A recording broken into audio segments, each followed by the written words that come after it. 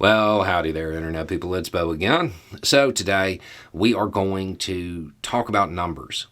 We're going to talk about how numbers are changing, and we're going to talk about former President Donald J. Trump and how there's yet another demographic shifting away from him, trying to put some distance between themselves and the former president since the midterms.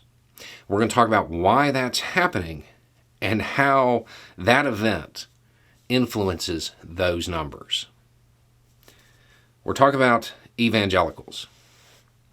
Evangelicals are turning on Trump.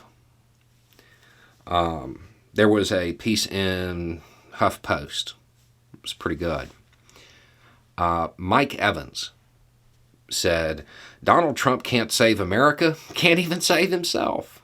Now, if you don't know who that is, if you're not familiar with this community, this is one of the evangelicals who met with Trump at the White House. He went on to say that he used us. He used us. Trump used the evangelicals. And we'll probably come back to that. And then you have James Robinson, another big figure, said, if Mr. Trump can't stop his little petty issues, how does he expect people to stop major issues? But it was Everett Piper, writing in the Washington Times, that really just laid it on out there and was just completely honest about it. The take-home of this past week is simple. Donald Trump has to go. He went on to say, if he's our nominee in 2024, we will get destroyed. He used us. Yeah. Sounds like y'all used each other. I would imagine most people think this video is about to turn into how this is going to impact Trump's numbers, his failing poll numbers. But that's not what it's about. It's about how this impacts the failing church numbers. One of the big right-wing talking points, one of the things they tend to point to is the constantly decreasing church memberships. The people who are members of a church, the people who identify in that way, understand this has a lot to do with it. After the results last week, that's the take-home after last week, huh? See, I was unaware that God's favor hinged on the midterms. You really think the people that fill your pews can't see through that?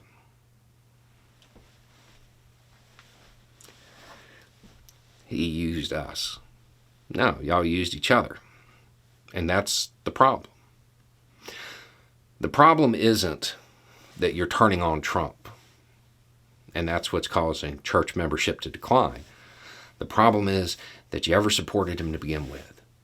The problem is that you started, preaching hate instead of the gospel. You started trying to use the power and violence of the state to enforce your beliefs rather than what the Bible says to do.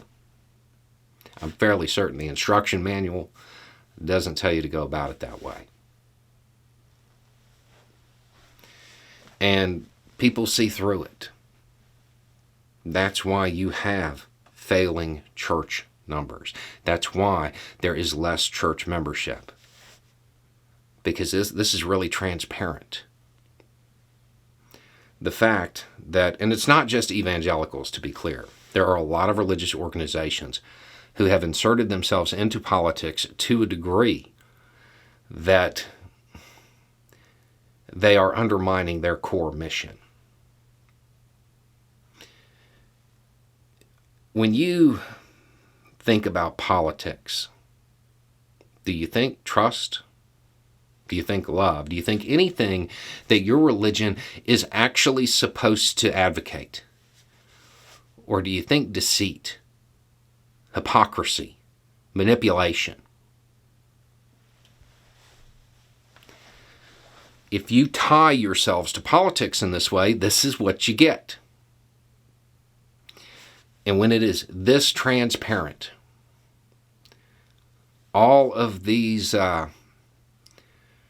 church leaders and it's not just these named, who suddenly had a change of heart about the former president right after the midterms.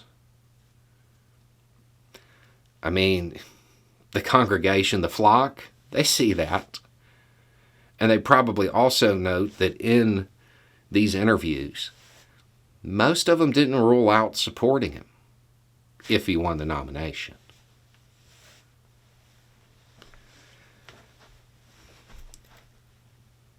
There's a reason the separation of church and state exists. And it isn't just the sanctity of the state. It isn't just stopping the church from influencing the state. If your church becomes embroiled in politics to this level, the church leadership, well, they become politicians with all of the hypocrisy and deceit that goes along with it. You want to talk about failing church memberships? It tends to be a result of failing church leadership. Anyway, it's just a thought. Y'all have a good day.